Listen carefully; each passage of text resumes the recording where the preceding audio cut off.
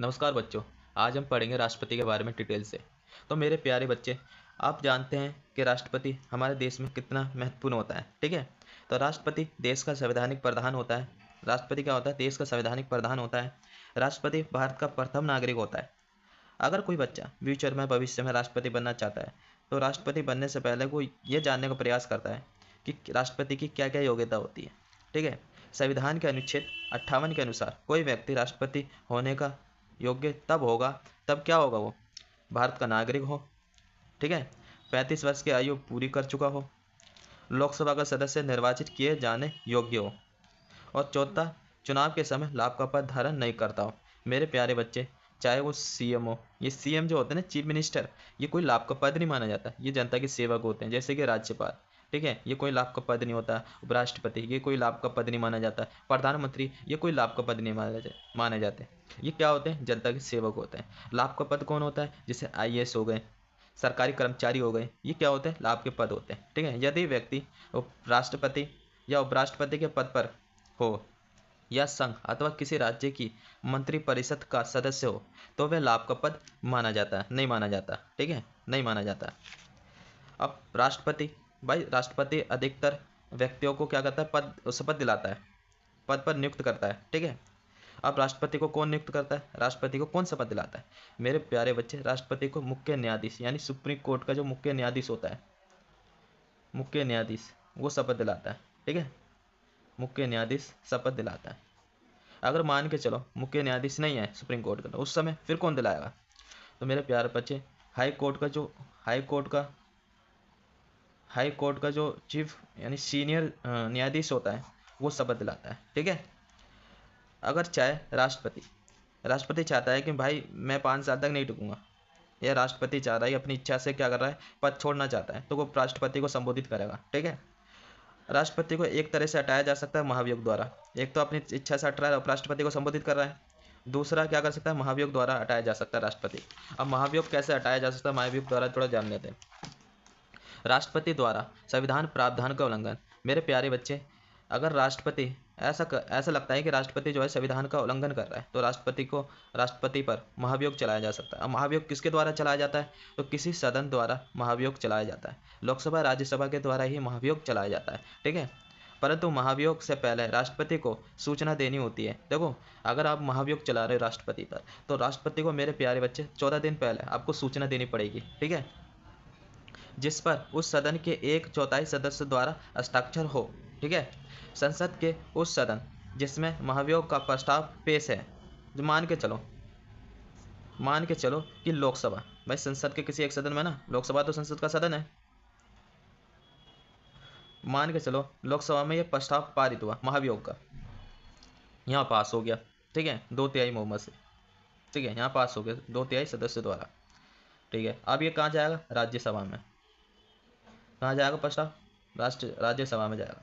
यहाँ भी पास हो गया 2/3 बहुमत द्वारा। ठीक है, यहाँ भी पास हो गया। उसी समय, उसी तिथि को राष्ट्रपति को अपना पद छोड़ना पड़ेगा। ठीक है, चलो पढ़ लेते हैं। संसद के उस सदन जिसमें महाभियोग का प्रस्ताव पेश है, 2/3 सदस्य द्वारा पारित कर देने पर प्रस्ताव दूसरी सदन में जाएगा। तब दूसरा सदन राष्ट्रपति पर लगाए गए आरोपों की जांच करेगा, यानी इन्वेस्टिगेशन करेगा या कराएगा। ऐसी इन्वेस्टिगेशन में राष्ट्रपति के ऊपर लगाए गए आरोपों को सिद्ध करने वाला प्रस्ताव 2/3 बहुमत से पारित हो जाता है। तब राष्ट्रपति पर महाभियोग की प्रक्रिया पूरी समझी जाएगी और उसी तिथि से राष्ट्रपति को पद त्यागना पड़ेगा। ठीक है, अगर राष्ट्रपति पद त्याग देता है, तो मेरे बच्चे, राष्ट्रपति की जो रिक्ति होती है, यानी जो पद खाली पड़ा, वो 6 महीने के अंदर भरना पड़ता है। ठीक है, चलो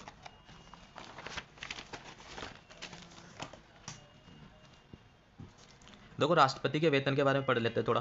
राष्ट्रपति का वेतन या भत्ते क्या होते हैं? देखो, राष्ट्रपति को मासिक वेतन कितना मिलता है? 1.5 लाख। ठीक है, राष्ट्रपति वेतन आयकर मुक्त होता है, इनकम टैक्स, किसी प्रकार का टैक्स नहीं लगता उसकी सैलरी पर, वेतन पर राष्ट्रपति की। ठीक है, राष्ट्रपति को निःशुल्क निवास स्थान मिलता है। आपको पता है राष्ट्रपति भवन में राष्ट्रपति रहते हैं, तो वो तो निःशुल्क होता है, कोई किराया वगैरह देने की जरूरत नहीं पड़ती राष्ट्रपति को। अब संसद द्वारा स्वीकृत अन्य भत्ते प्राप्त होते हैं। ठीक है, राष्ट्रपति के लिए 9 लाख रुपये वार्षिक पेंशन निर्धारित किया गया है। राष्ट्रपति के अधिकार। अब राष्ट्रपति के अधिकार और कर्तव्य जान लेते हैं कि राष्ट्रपति का अधिकार और क्या कर्तव्य होते हैं। ठीक है, आप जानते हैं कि राष्ट्रपति के पास एक महत्वपूर्ण राइट होता है। क्या राइट होता है? नियुक्ति संपत्ति अधिकार, जिसे राइट भी कहते हैं अधिकार को। ठीक है, तो पता है कि राष्ट्रपति किसकी नियुक्ति करता है? प्रधानमंत्री की। प्रधानमंत्री को शपथ दिलाता है, प्रधानमंत्री की सलाह पर ही पूरी मंत्रिपरिषद को शपथ दिलाता है, मुख्य न्यायाधीश को शपथ दिलाता है, राज्यपाल को शपथ दिलाता है। ठीक है, मुख्य चुनाव आयुक्त और अन्य चुनाव आयुक्त को भी शपथ दिलाता है। इसके अलावा बहुत से व्यक्तियों को भी और भी पद है, बहुत सारे पद हैं, उनको भी शपथ दिलाता है। ठीक है, ज़्यादातर जो है राष्ट्रपति शपथ दिलाता है सबको, क्योंकि राष्ट्रपति जो होता है राष्ट्रीय अध्यक्ष होता है भारत का। ठीक है, विधायी शक्ति। मेरे प्यारे बच्चे, जो विधायी शक्ति होती है ना, विधायी शक्तियाँ, विधायी शक्ति क्या होती हैं? इसके अंतर्गत क्या कर सकता है राष्ट्रपति? इसके अंतर्गत राष्ट्रपति क्या कर सकता है? राज्य लोकसभा को भंग कर सकता है। ये राष्ट्रपति के पास विशेष शक्तियाँ हो सकती है। ठीक है, और राष्ट्रपति इसके अंतर्गत क्या करता है कि राष्ट्रपति लोकसभा और राज्यसभा में अभिभाषण देने का अधिकार राष्ट्रपति को मिला हुआ है इसमें। ठीक है, और इसमें क्या कर सकता है कि जैसे कि मान के चलो, अभी हाल ही में इलाहाबाद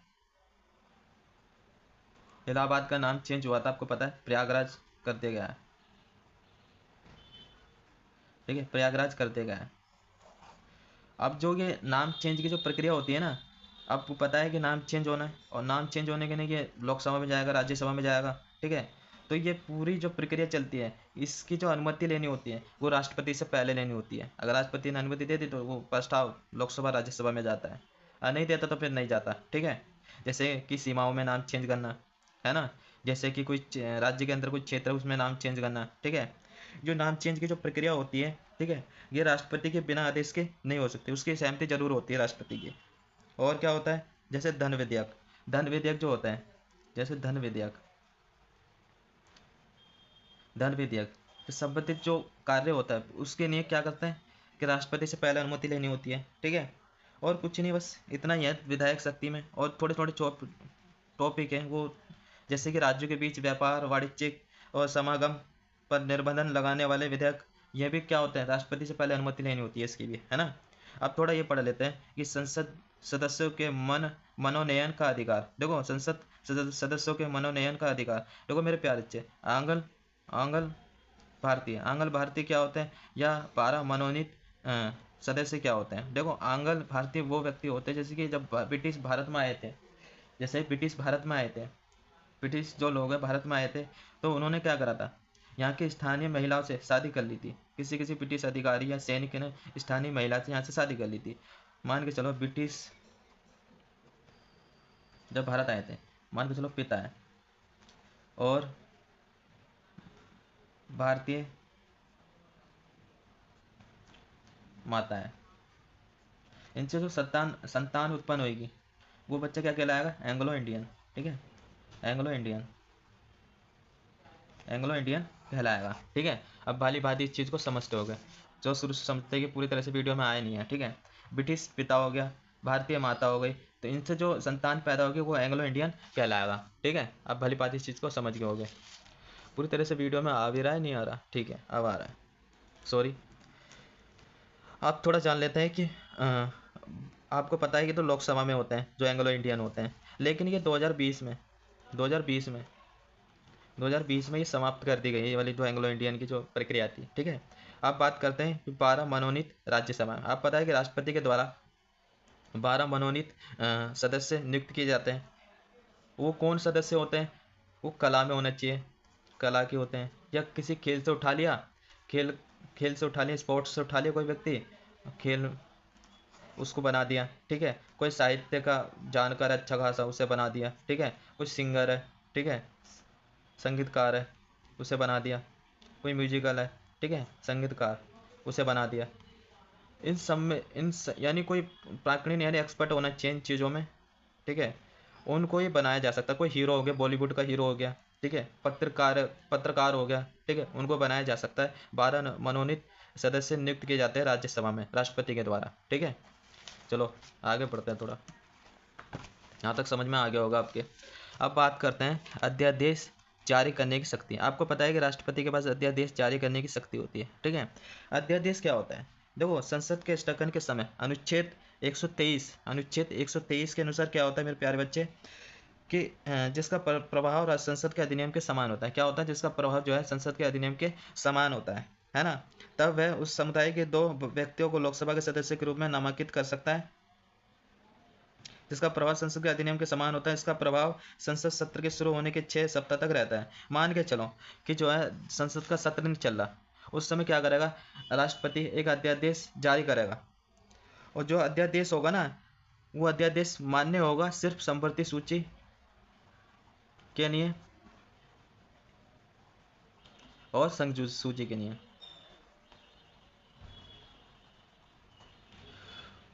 वो राज्य सूची के लिए मान्य नहीं होगा। ठीक है, जब तक संसद का सत्र ऑफ है, क्लोज है, ठीक है, जब तक अध्यादेश जो राष्ट्रपति के द्वारा अध्यादेश जारी किया गया है उसको तो मान्यता दी जाएगी। जब सत्र स्टार्ट हो जाता है संसद का, तो वो जो अध्यादेश है वो रद्द कर दिया जाता है। ठीक है, अगर संसद के सदस्य और संसद चाहता है कि भाई ये जो अध्यादेश है ये जारी रखा जाए, तो जारी रखा जा सकता है। ठीक है, तो उस समय जब संसद का सत्र चल रहा होता है ना, तो उस समय राष्ट्रपति की जो शक्ति होती है ना, वो जो अध्यादेश की शक्ति होती है जारी करने की, वो विलुप्त हो जाती है, यानी खत्म हो जाती है। ठीक है, वो जब अध्यादेश की जारी करने की जो शक्ति होती है ना, वो जब स्टार्ट होती है जब संसद के सत्र क्लोज हो जाते हैं। ठीक है, बात करते हैं आगे। चलो, सैन्य शक्ति या सैनिक शक्ति। आपको पता है कि जो भारत का राष्ट्रपति होता है वो सुप्रीम कमांडर माना जाता है तीनों सेनाओं का, स्थल सेना या वायु सेना या समुद्री सेना। ठीक है, इन सेनाओं को क्या माना जाता है? प्रमुख माना जाता है राष्ट्रपति, सुप्रीम कमांडर। ठीक है, चलो आगे। अब बात करते हैं राजनीतिक शक्ति। मेरे प्यारे बच्चे, राजनीतिक शक्ति में अगर देखा जाए तो राष्ट्रपति जो है जितने भी काम होते हैं, राष्ट्रपति के जितने भी काम होते हैं विदेशी क्षेत्र में, जितने भी काम होते हैं भारत के, वो राष्ट्रपति के नाम से होते हैं। ठीक है, एक तो ये राजनीतिक शक्ति हो गई। दूसरा क्या होता है? जितने भी समझौते होते हैं, जितनी भी संधि होती है, ठीक है, और जितने भी जो भारतीय राजदूत, विदेशी राजदूत, ये जो नियुक्त किए जाते हैं कि राष्ट्रपति के द्वारा नियुक्त किए जाते हैं। ठीक है, आगे बढ़ते हैं। क्षमादान की शक्ति। इससे तो आप समझ गए होंगे अनुच्छेद 72 के अनुसार कि कोई भी सुप्रीम कोर्ट द्वारा, हाई कोर्ट द्वारा किसी व्यक्ति को उम्र कैद की सज़ा दी गई है, मान के चलो उम्र कैद की सज़ा दी गई है, तो उस उम्र कैद की सज़ा को कम कर सकता है। किसी को फांसी की सज़ा दी गई है, देखो उसको टाल नहीं सकता फांसी की सज़ा को, लेकिन क्या कर सकता है? फांसी से उम्र कैद तक कर सकता है। अब कोई ऐसी सज़ा दे दी गई है कि उसमें राष्ट्रपति को हस्तक्षेप नहीं कर सकता है। लेकिन कोई गर्भवती महिला है, मान के चलो कोई गर्भवती महिला है, गर्भवती महिला के लिए क्या कर सकता है? राष्ट्रपति जो है उसे उम्र कैद की सज़ा देती है, तो उसके लिए क्या कर सकता है? मान के चलो उसे राष्ट्रपति जो है उम्र कैद की सज़ा दी, उसकी उम्र को क्या कर सकता है? आधा कर सकता है, आधा कर सकता है। ठीक है, राष्ट्रपति की आपातकालीन शक्ति है। देखो राष्ट्रपति के पास आपातकालीन शक्ति क्या क्या होती है?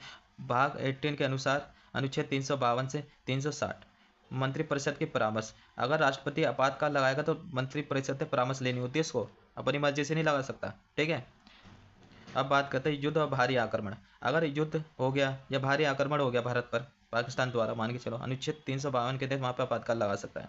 राष्ट्रपति शासन अनुच्छेद 356 के अनुसार लगता है। मान के चलो किसी राज्य, उत्तर प्रदेश मान लो, उत्तर प्रदेश का जो तंत्र सिस्टम है, शासन व्यवस्था है, वो ठीक नहीं चल रही। ठीक है, तो राष्ट्रपति उस ठीक नहीं चल रही। ठीक है, तो राष्ट्रपति शासन उस वहाँ पर लगा सकता है, राष्ट्रपति शासन लगा सकता है वहाँ पर। ठीक है, वित्तीय आपात। मान के चलो किसी राज्य की आर्थिक स्थिति बहुत दयनीय हो गई है। ठीक है, आर्थिक स्थिति बहुत दयनीय होगी, खराब हो गई है, तो उसमें राष्ट्रपति क्या लगा सकता है? वित्तीय आपात लगा सकता है अनुच्छेद 360 के तहत। चलो, भारत के प्रथम राष्ट्रपति डॉक्टर राजेंद्र प्रसाद है, ये आप जानते हैं, जो कि 2 बार राष्ट्रपति रह चुके हैं। डॉक्टर राधाकृष्णन 2 बार राष्ट्रपति, 2 बार उपराष्ट्रपति, 2 बार उपराष्ट्रपति और 1 बार राष्ट्रपति रह चुके हैं डॉक्टर राधाकृष्णन।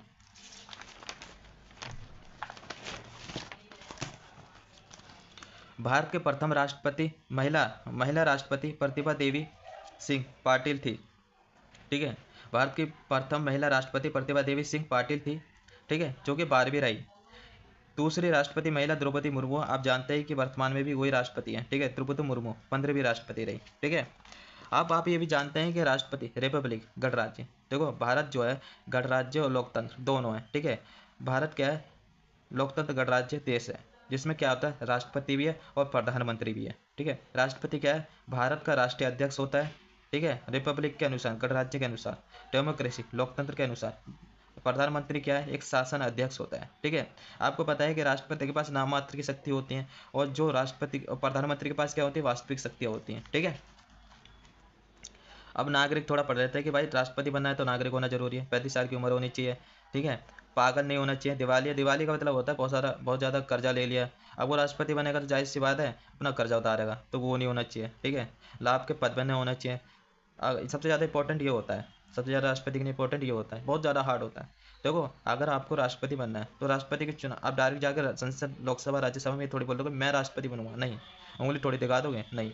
आपको क्या करना पड़ेगा, 50 प्रस्तावक कलेक्ट करने पड़ेंगे राष्ट्रपति के लिए। ठीक है, 50 प्रस्तावक इकट्ठे करने पड़ेंगे। 50 प्रस्तावक के साथ साथ 50 अनुमोदक भी इकट्ठे करने पड़ेंगे।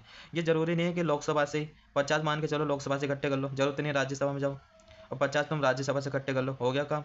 मान के ये आपको क्या बना है, 100 संसद, टोटल 100 संसद का आपको सपोर्ट होना चाहिए, तब आप राष्ट्रपति बनेंगे। आप राष्ट्रपति, भारत के राष्ट्रपति का चुनाव देख लेते हैं।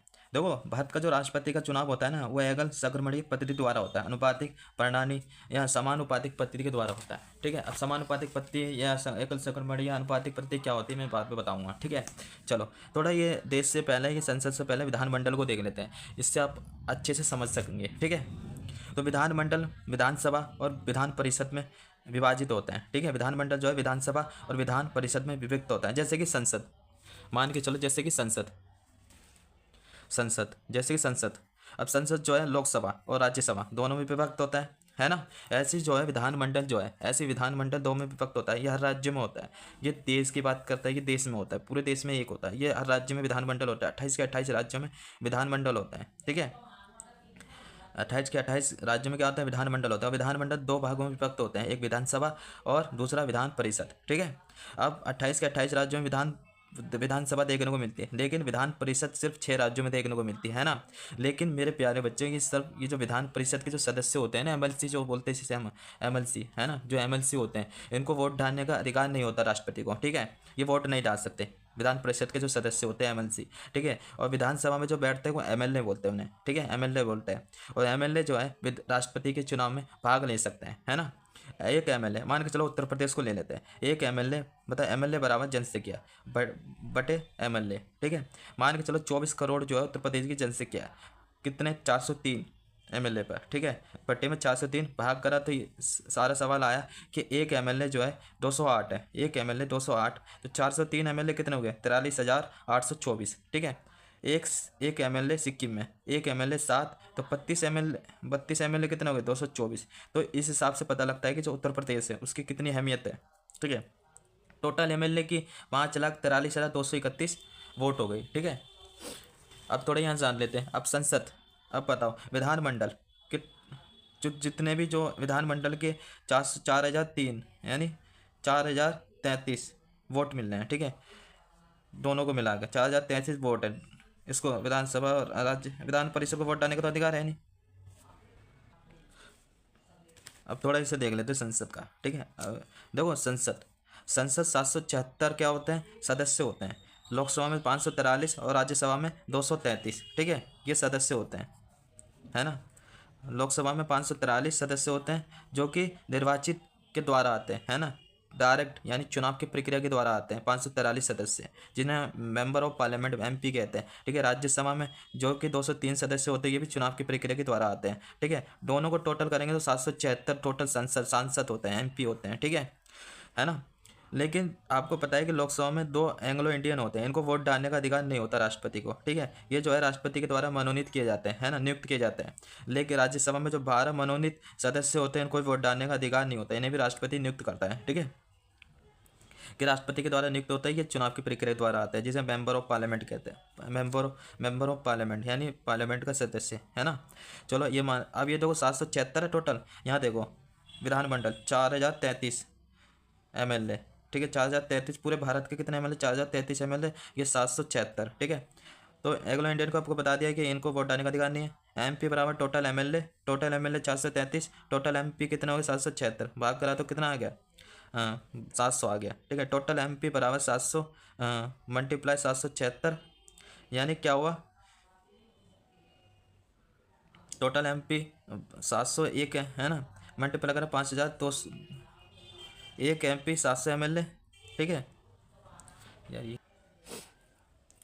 टोटल MP बराबर 700 मल्टीप्लाई 776 करा तो 5,43,200 है। लमसम इनके लमसम प्राप्त हुआ है ना, यानी दोनों क्या है, टोटल MLA और टोटल MP की जो संख्या है वो दोनों क्या है, बराबर है, इक्वल है। ऊपर नीचे तो है लेकिन दोनों क्या है, बराबर है। यानी इसका मतलब संसद और विधानमंडल ये दोनों जो बैठे हुए सदस्य ये दोनों क्या आपस में बराबर है, ठीक है। तो अब टोटल वोट कितना हो गया, MP का वोट कितना हुआ 5,43,200 और प्लस MLA का कितना हुआ 5,43,231, दोनों को प्लस करा 10,86,431 टोटल वोट हुए, ठीक है। आप समझ गए होगे इस चीज़ को। तो इस प्रक्रिया द्वारा वोट डाले जाते हैं। आपको पता है कि ये जो वोट डाले जाते हैं राष्ट्रपति को, ये कोई मशीन द्वारा, जो वोटिंग मशीन होती है उसके द्वारा नहीं डाला जाता, ये बैलेट पेपर पर डाले जाते हैं, ठीक है। आज भी पुरानी प्रक्रिया वही चली जाती है राष्ट्रपति की प्रक्रिया में, ठीक है। आपको पता है कि वर्तमान में राष्ट्रपति कौन है, द्रौपदी मुर्मू और यशवंत सिन्हा, इन दोनों का मुकाबला होता है राष्ट्रपति की दौड़ में, ठीक है, जिसमें द्रौपदी मुर्मू की जीत होती है। आपको पता है कि द्रौपदी मुर्मू राष्ट्रपति से पहले राज्यपाल थी, यशवंत सिन्हा जो है एक बार मुख्यमंत्री रह चुके हैं। तो इनको 74% वोट प्राप्त होते हैं द्रौपदी मुर्मू को, और 76% जो है 36% जो है यशवंत सिन्हा को वोट प्राप्त होता है, जिसमें द्रौपदी मुर्मू जीत जाती है और यशवंत सिन्हा की हार हो जाती है ना। अब थोड़ा जान लेते हैं कि इनको वोट कैसे डालता है। आपको पता है जो संसद जो वोट डालते हैं इनकी वोट की कोई बर्बादी नहीं होती, ठीक है, इनकी वोट की कोई बर्बादी नहीं, ठीक है। अब ये प्रथम चरण में क्या होता है, प्रथम चरण में क्या होता है, मान के चलो कि भाई मान लो इसकी अभी ये जो है कि पहली पसंद किस किस की है, इसकी एक, इसे एक मिला है, ठीक है, पहली पसंद, इसे एक मिला है, इसे मिला ही नहीं है, तो ये रेस से बाहर हो जाएगा। अब बचेगी A और C, ठीक है। दूसरा चरण स्टार्ट हो गया, अब दूसरा चरण स्टार्ट हो गया। दूसरे चरण में इन दोनों में कंपटीशन होगा, ठीक है।